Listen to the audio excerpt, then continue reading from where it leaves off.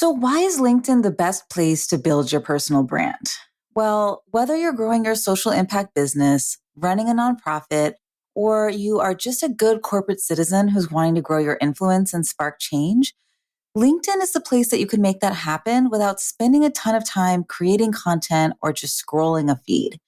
So I discovered this as a nonprofit executive, slowly but consistently fitting relationship building and storytelling on LinkedIn into the pocket of my week. And not that far after, we started getting PR opportunities without pitching, corporate sponsorships without knocking on a bunch of doors, and referrals by just thoughtfully staying top of mind without spending anything on paid marketing efforts. We started to attract an aligned community to move our mission forward in a way that felt kind of serendipitous. And what I remember being so, I guess, relieved about is that I didn't have to worry so much about where the next influx of resources was going to come from because we were just naturally attracting a sustainable stream of interested people that we could then nurture into whoever they were meant to be in our world. Like I didn't have to go out and find them because they were finding us. And so this magic is available to us too. If you have been chugging away at your visibility, I know how frustrating it can feel when our mission still feels like a best kept secret. So the solution that I have found is building a personal brand as a thought leader to really position ourselves as the approachable expert that we are. And by the way, I use the term thought leader because it's known, people know what that is, but I really think of it as lived leadership because it's about sharing our lived experience. The word expert can be tricky. Like when I say expert, I'm not talking about where you went to school, how many degrees you have, what credentials you have. And actually, for the most part, our potential clients don't really care about that either. What they care about is our ability to guide them through. And the best way for folks to see that is by sharing our own story of what we have grown through, plus the solutions that we figured out along the way. So before we get into the episode, I wanted to tell you that I'm introducing a new way to work together in March to share the solutions that I have figured out. So this is for my lazy LinkedIners. This is for the people who want to share stories that bring connection and sales. This is for people wanting one-on-one access to me on Voxer for all the questions and all the quiverings that come up as you step into your voice as a go-to guide. Plus, you'll be in a small community mastermind of less than 10 social impact leaders who are going through the same journey. And you'll have access to the proven Kindling Collective curriculum. So it's kind of a choose your own adventure. Fill out the brief application in the show notes if you're interested, and I'll reach out to start a personal, easeful conversation with you. All right, on to the episode.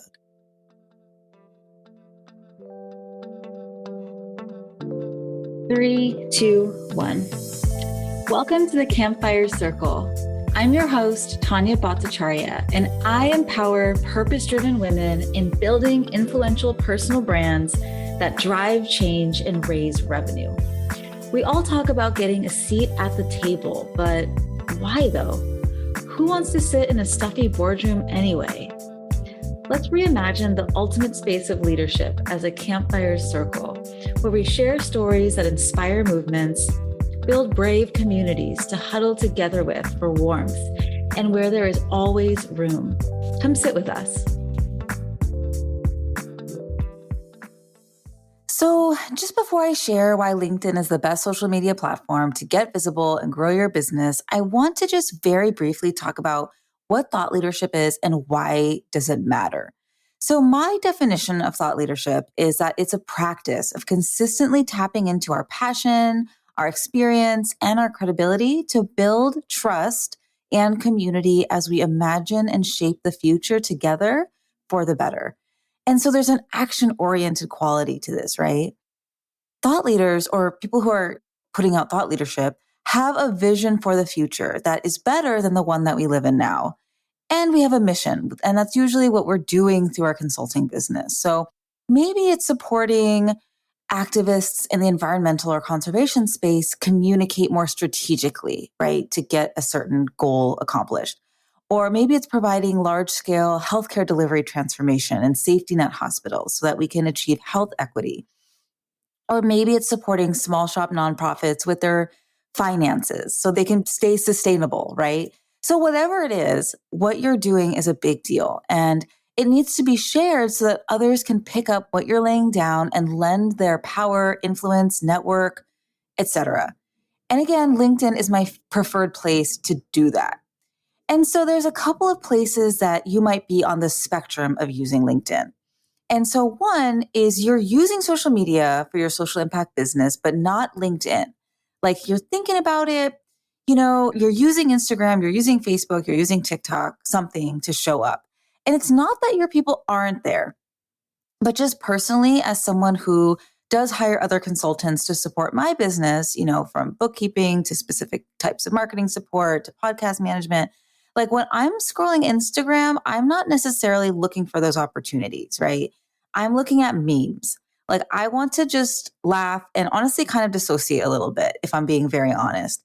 I should honestly take a screenshot of my suggested for you page on Instagram because it's hilarious and it's wonderful. It's all dogs and it's pasta. So it has nothing to do with like social impact really. But when I'm on LinkedIn, I'm there with a different mindset, right? I'm looking for something different. I am scrolling with an intentionality to grow my professional network. I am trying to see what my colleagues are doing. I'm trying to learn from them. I'm trying to support and build community as they share updates, right? I am looking at what's trending. I am learning about the news and happenings that might impact my business and the people that I care about. Like I'm looking at what conferences and events my peers are going to be speaking at and where they're going, right? Like who's changing jobs, who's starting their own business, all those kinds of things. And so that's why LinkedIn is so important if you are wanting to be in the mix that way. So two, the second place you might be is you are using a company LinkedIn profile page. Like you have that, but you're not showing up with your personal brand. And that's great that you're on the platform. And it's great if you want to keep doing that. But what I have personally noticed is that people want to know the face behind the work, right? They don't want to deal with a faceless company. They want to know the why behind the mission, or at least that's the thing that will build trust and community in a really authentic and much more quick way, especially if you're a consultant, a coach, a service provider, or some kind of founder led business. Because what your clients are buying and what your supporters are supporting is really you. Like they're actually there to support you. So let's see you shine. Okay. So the third place you might be, and again, you might be multiple of these, but the third thing is you are okay getting visible on other platforms, like let's just say Instagram, but something stops you from posting on LinkedIn. And it has something to do with systematically limited beliefs around maybe not knowing enough, not being quote unquote professional enough, just not being enough of some kind to share updates on LinkedIn. Like maybe you need another PhD or you need a few more years of experience or whatever the case may be. Or it might feel icky to have all of your old coworkers see yourself put yourself out there. Like, what are they going to think about you?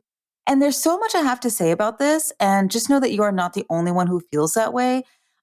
And I recorded an entire podcast episode just about this. It's episode 25, which is about barriers to visibility on LinkedIn and how to overcome that.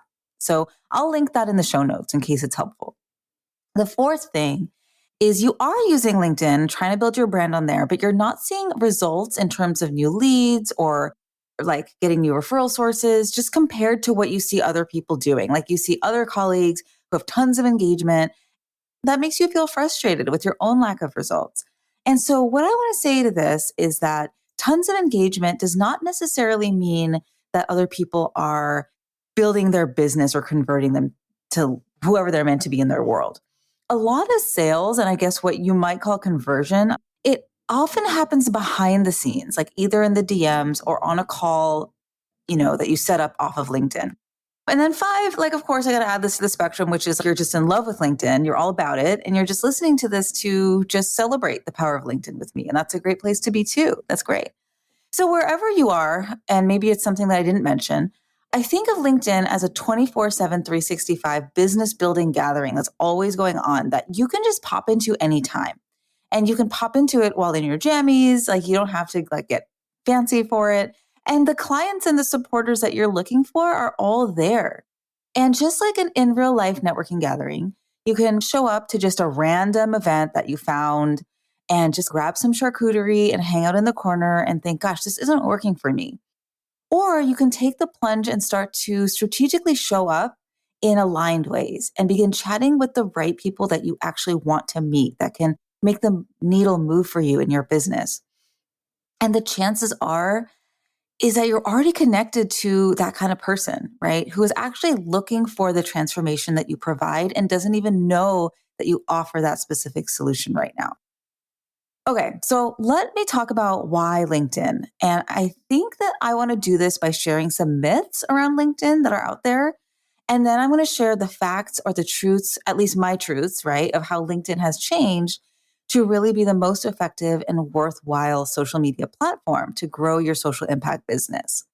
And by the way, there's some truths to these myths because LinkedIn has changed a lot. And LinkedIn was a lot of these ways. And I bet many of us, after we graduated from high school or college, or maybe trying to get our first job, we created a LinkedIn and we just let it sit there. But more recently, LinkedIn has really been overhauling their algorithm and themselves. And they're continuing to invest in creators. And so, yeah, it's just a great place to build your brand, right? Which is what this is all about. So the first myth I want to tackle is that it is stuffy, it is boring, it's sterile, it's corporate. In fact, when I was on Diane Mayer's amazing podcast, Coffee and Converse, she referred to it as TikTok's corporate grandpa, which is something that I have stolen because I love that phrase so much. But the truth is, much like the actual corporate world, especially recently, there has been more of a humanization, right? Is really working on putting the social back in their social media. And they're investing heavily in growing different parts of their platform to like support creators. And when I say creators, like maybe you're an undercover creator, maybe you're not a creator at all. But what I mean by that is somebody who's looking to show up and just share interesting things on LinkedIn and build community there, right? And so they have released something called creator mode. They've released newsletters, carousels, polls, LinkedIn audio rooms, right? Which is kind of like how Clubhouse is. And just other new ways for people to build personality driven brands. And yes, you can be personal on LinkedIn as long as it ties back to your vision. And so that's why having clarity on your brand messaging is so important. You don't want to just share personal stuff just to share personal stuff. But, sharing personal stories can help you change hearts and minds and attitudes and drive your audience closer to your dreamy, just future. So, for example, I once did a helicopter ride when I was on vacation and I posted the video on LinkedIn along with a caption and a post. And yes, it was technically a vacation video, but I tied it back to the importance of getting that 30,000 foot view when you are writing your personal narrative and your personal story. Because so often we can't see the value and the strength in our story because we're too close to it, right? And so this post was all about that. And that's just one example. But there are so many different ways that you can share a personal story that builds trust and community, right? And so the second thing I want to share is that it's a myth that you only use LinkedIn to find a job. And you definitely can use it to find a job. And so if your work does have to do with HR or recruitment or career coaching, like that is definitely a place you should be. And just very quickly, by the way, is also building out their services marketplace, which is almost like Upwork or Fiverr, in that you can be found by potential clients and get hired directly from LinkedIn. Potential clients can send you a proposal without ever having to go to your website. And I've already gotten a couple of proposals like this already on LinkedIn. And each time I'm like, oh, wow. But I digressed because getting hired is not all LinkedIn is for. Like a related myth to this is that LinkedIn is a place that you just copy and paste your resume into your about section. But it's not about posting your resume, right? It's about serving as a helpful resource for those you serve. So if there's one thing you take away from this, don't be a resume, be a resource. Like it's about sharing helpful, valuable content that serves your audience and moves the needle. And if you don't know by now, I'm a big proponent of being lazy on LinkedIn, which is just posting once per week and spending one intentional hour per week on the platform. You're just doing the right things, right? Things that will move the needle. And I'll tell you more about why that works later on in this episode. But on LinkedIn, that one piece of content works as a 24/7 marketing team Because if a client of yours, let's just say a client or a referral source of yours likes that post, their colleagues, the people that they're connected with, are going to start seeing your name and your content come up on their feed too. And your clients, your people probably have friends who also struggle with the issue that you are helping them with right now, right?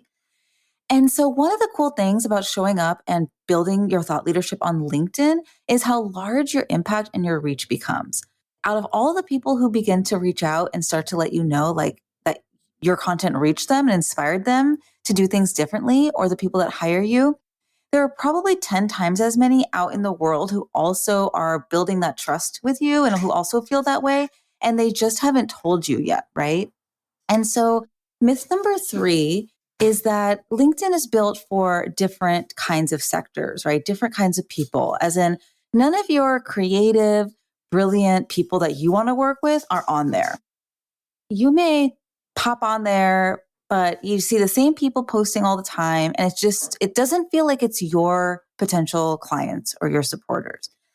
So, to that, I'll say LinkedIn has over 830 million active users, and 12% of US users visit the site daily. And you might be saying, oh, but Instagram has so much more than that, right? They have so many more people there. And that's true. They have over a billion people there. But, and this is a big but, less than 5% of LinkedIn users actually post content regularly. And that number, I've seen 3%, I've seen 5%, but 5 is the highest number I've seen for this stat. So we've got a lot of LinkedIn lurkers. And if you listen to the last episode of this podcast with Mariah Cause, you heard her say that our champagne clients are lurking in luxury, right? And so these statistics are important for a couple of reasons. One, it's not about the number of likes you get, because again, like I said earlier, like it's easy to fall into a pit of compare and despair. But trust me, even if you're not getting a ton of engagement or like likes or comments, people are watching, they're internalizing, they're consuming, they're building trust in you, whether they like your post or not. And remember, we've got a lot of luxurious lurkers on LinkedIn. And 2, with a greater ratio of users to content than other social media platforms have, your posts are going to linger in the feed longer, and they'll have a shelf life of a week, 2 weeks, even longer than that. They just have more time to get noticed. And that's why being lazy on LinkedIn works so well. Bottom line is LinkedIn is still unsaturated, and you can get a massive organic reach to your content. Okay. Myth 4 is that, gosh, since I'm new to LinkedIn or I have a super small following, like less than 100 people, it won't work for me. The LinkedIn algorithm was actually designed for growing your network, right? It was designed for business development. So again, like I said this before, but let's say a client likes your post, the algorithm is going to show their network your post. And so it's an easy way to build your network, and it is a network that is like the audience that you already have. It's like the audience that you want to build. And it tends to be an audience that can invest in your services, because over half of internet users who make over 75K per year use LinkedIn. And that's like an older stat. Like I would be curious to get the more updated version of that, but it just points to the fact that the folks who are on LinkedIn generally can invest in your services, whether you're a coach, service provider, consultant, coachsultant, that kind of thing. Plus, LinkedIn is a trusted professional brand in and of itself, right? It has been rated the #1 most trusted social media platform. It's not used to find like romantic partners. It's just different. It's really used for building up our business.